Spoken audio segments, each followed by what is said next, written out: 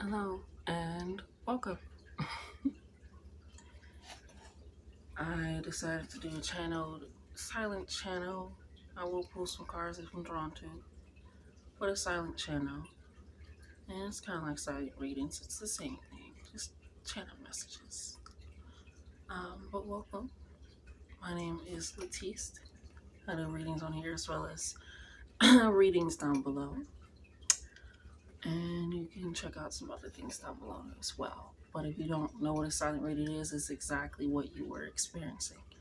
Just straight silence. Obviously, besides the water, um, but it just allows it just a true space. Just, just quiet. Okay. And before I started, I did get a channel message before, and I rung the bell just to clear out the energy. But then it also had me ring these bells on the light as well, and they're a different frequency. One is essentially Christmas bells. One is essentially a actual cleansing bell. Ashe. So I the song came up. Ring my my voice is kind of going, so excuse me. I'm still doing ring my bell. Won't you ring my bell? But they had me put like the dash and then code case, like the show code case. And if you don't know, the show code case is essentially a show that's where like these detectives go back and solve old cold cases. And as they're solving the case, you're also able to live in the flashback of said cold case. And so with the ringing of bell and the cleansing of energy, it's almost like, thank you, Spirit, when you are getting a trigger now, or something that used to set you off, or when a delay happens, or when you don't get what you were expected, it's almost like it takes you back to those moments where you didn't get what you were expecting, the outcome didn't happen, or the delay, but now it's putting you in a different frequency, in a different energy. It's like instead of ringing the bell of emotion that puts me on a stage of just reacting and not relying on truly the trust in my body and the wisdom of what I do know, right? It's like I'm trying to change the frequency. Let me switch it up a bit and see what happens. See what shifts in a way, in a mode that allows for true enlightenment. So, with the ring of bell, this code case is like when you are hitting those moments where it typically would put you in a new direction of energy that you possibly didn't want to be in or were trying to change or grew up around or whatever, right? It was like, no, I know the outcome of that.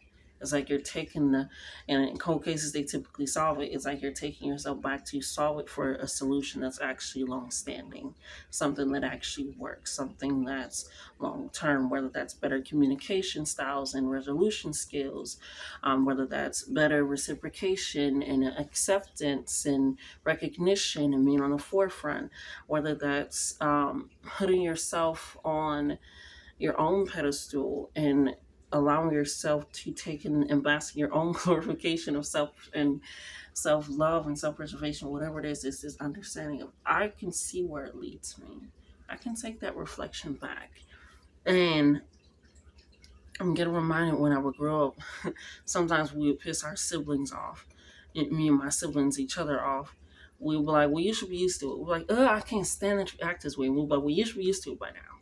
You should be used to it by now. But it's like, no, like fix your behavior, but they would also say it to me. So it's like, I was like, no, you fix it. So it's like this understanding of like it can always be a way of like, well, this is just who I am. You should be used to it by now.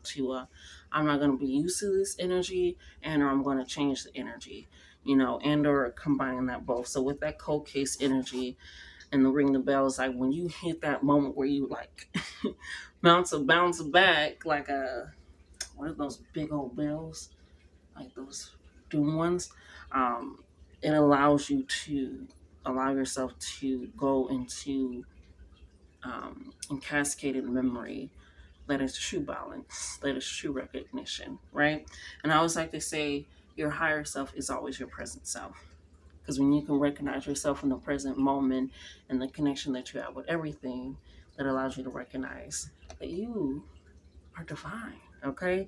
So that ring my bell when you start getting triggered, you're taking that step back. We had meditation won't get me out of my true headspace. Now, I almost didn't write true. I almost just wrote meditation won't get me out of my headspace, but we had to put the true, almost like I was a teacher correcting myself. And so you almost feel like quieting your mind or having a conversation with your body sometimes, which is why you're trying to re-navigate how you adjust to these delays, these triggers, these disappointments, these situations, these letdowns, or these breakups even. um, I'm hearing also how you deal with success, how you deal with getting that blessing, how you deal with getting that advancement, how you deal with getting that recognition, how you deal with getting that karma, that justice. It's like you feel like meditation won't get you out of your true headspace. So you feel like once you're in there and having a conversation, you feel like you're going to be sucked in by everything and anything. And you feel like you won't be able to get out. But meditation is allowing you to slow down and have a conversation that allows you to understand yourself and whatever that way of slowing down is for you. And so what it's like, it won't get me out of there. Like it's just done. Like it ain't gonna work for me. The sitting there, the dancing, the trolling, like it's like you're thinking of it in a way of not having a conversation, and that's what meditation is. It is slowing down everything else around you for you to have a conversation with self. Be centered with self, be grounded with self, connect with your body on a more deeper level. So, in what way can you connect with your body in a deeper level that truly allows it? Because with me not putting true headspaces, letting me know that there's shadow work that still needs to be done in this instance. Because if you feel like I cannot have this true connection with myself, because I don't meditate, is like, no, maybe you just don't have a way of having a conversation with yourself that is true, that is real, that is honest, and that needs to happen, right? So meditation maybe won't get you out of the headspace of your true headspace, but meditation, having the conversation, going inside, is an initiation to showing yourself what you are worthy of. Excuse me. Okay. Um, so we have decisive manipulation. Um,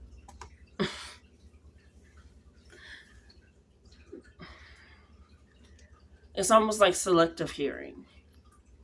You know what I mean? It's like it's exactly that. I don't really have many which other word, but it's this decisive manipulation, and I feel like it's sometimes convincing yourself, not even necessarily other people. And I feel like that's where the decisive manipulation comes from. It reminds me of the Ariana Grande song where she's like, I've seen your potential before I've seen your credentials. You do that a lot in a lot of situations with people, and that can be why the first instance I got was ring the bell, change the frequency, because oh yeah, gosh, hey, ring the bell, change the frequency, and allow that in. Gosh, hey, because you are in this headspace of easily deceiving yourself into things, easily manipulating yourself into things, easily forgiving things, easily loosening boundaries. Um, we used to have a saying going up, loose goose pussy ass bitch. And that's kind of how it is, how it feels when you are decisive in relation to accept things from people or situations where you convince yourself of things. You just become that way with your spirit, with your energy, with your presence, with your laughter, with your ideas, with your style, with you. It becomes a decisive manipulation, but on yourself. You're trying to manipulate your energy, trying to manipulate it in a way that is, when it could be used to decisively manipulate energy in a way that is for your betterment, sometimes you do it in a way, thank you, that isn't. So get out of that because they got me boxing it in. The way that you think about it. Don't change your energy to work with other people. Change or keep. Thank you. Be on your own frequency of energy instead of always trying to conform to others. Because that could lead to that cold case energy, why you're getting that cold case energy as well when this is happening. Is that you convince yourself that it always won't be like this. It always, hmm.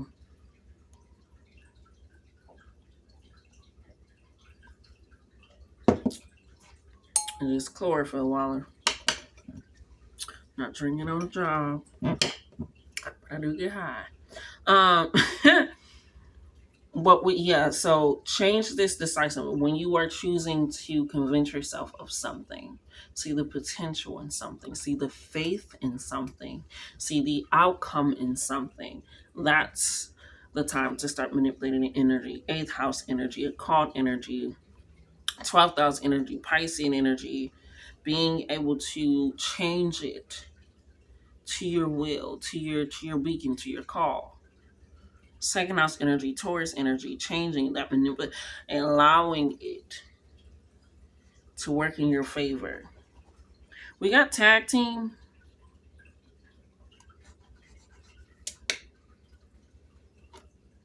Coming up here. Thank you, Spirit. And it's like the way they got me doing this is almost like a revision, like the squares, the connections. Well, with this,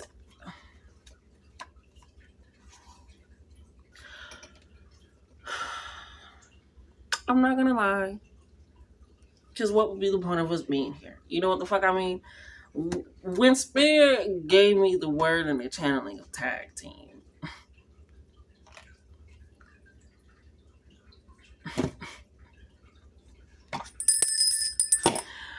it was in regards to, I don't know why, because this just like, I just thought it was like a slip of the thought. They said, no, it is not. I thought of like tag teaming like in a sexual way. If you get my drift, if you catch where I'm going, if you catch where it's coming from. And in a consensual way. Like, hey, okay, like DP type way. Or DP type way, honestly, because it can go either way. It's like it's almost like that energy, or almost like cuckolding type way. That's for somebody in specific tag team. And with that being a circle, let me know like to open that up in your perspective in your mind of what that could be for some and how. So yeah, that's hilarious because sometimes I just like, oh my gosh, my kids are moving mother side. Like, are we saying that on camera? Sash was like, yes we are. Yes we are. Okay. But so tag team. Allowing yourself to release from sexual taboos and things of that sort, allowing yourself to be able to express yourself in the way that it is actually more accepting that you can experience pleasure and joy in that manner too. And you can allow yourself to experience it in a way that doesn't make you feel shame or remorse or conflicted or sketchy with your body or the whole act as a whole. It's a welcoming, loving space. Okay? Ashe. Back to you. We have silk and velvet durag, but it's like a black silk and velvet durag. I seen a clear image, clear as day. I don't know what that is about. I'm hearing found or located. I don't know. Silk or black velvet durag. I'm hearing a company starting that. It's some of these are just like very specific. I'm gonna just be honest. That's just how channel messages work. It's gonna hit for some, it ain't gonna hit for others. If it don't hit for you, baby, why are you putting yourself in the way of being hit?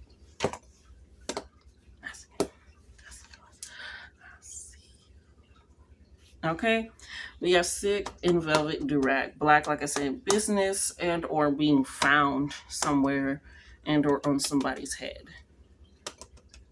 With a really nice beard. I'm hearing the tea is taking very well. If you know what that is, you know what that is. I don't need to explain it because you know what that is. I'm hearing the tea is taking very well. The beard is coming in very nice. Okay. Okay. I love that for you, baby. Okay. We have dream interpretations won't take you far if you're always asleep. Okay. If you follow, I don't remember which one it was. I'm so sorry. You know, when you do a whole bunch of readings in the day, sometimes they kind of blur together, but it will be there. And one of the readings I talked about people using dreams to escape, I think it was an actual dream reading, but it may not have been, because that's how spirit moves. But using your dreams as an escape for what reality could be, instead of realizing that dreams is a reality of what is, what it's going to be, but you have to start accepting it and living it in a way, not using it as a way of like, whether that be daydreams, sideways visions, random messages, whether that be downloads, like I said, very Piscean energy, okay? Whether that be actual dreams. When you interpret into dreams of being more, it's not a means to let you down. It is a means to activate you. It is a means to empower you. And sexual magic. For some. That's where that tag team is coming in. Sexual magic.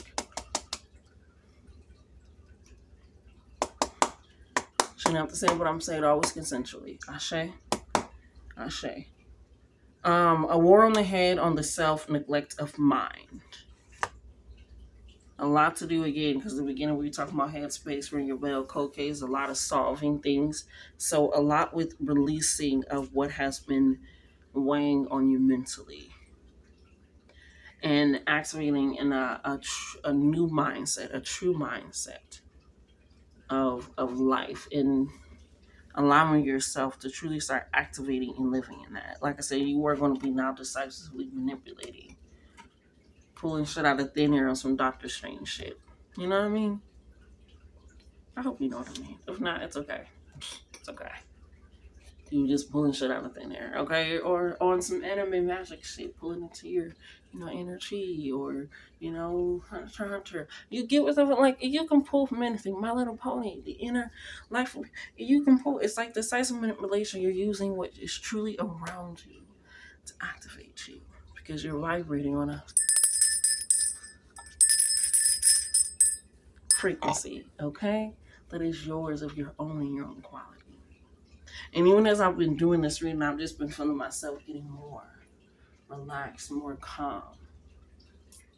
And I love that. Okay?